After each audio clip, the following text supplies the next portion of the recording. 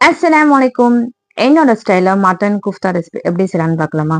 அதுக்கு நான் 1/4 kilo mutton எலும்பில்லாத மட்டனா எடுத்து நல்லா வாஷ் பண்ணிட்டு, இஞ்சி பூண்டு பேஸ்ட்டும் மஞ்சள் போட்டு நல்லா வதக்கி வச்சுக்கிட்டேன். இப்போ மிக்ஸி ஜார்ல 1 கப் பொட்டுக்கடல நல்லா கொர கொரப்பா அரைச்சுக்கிட்டேன்.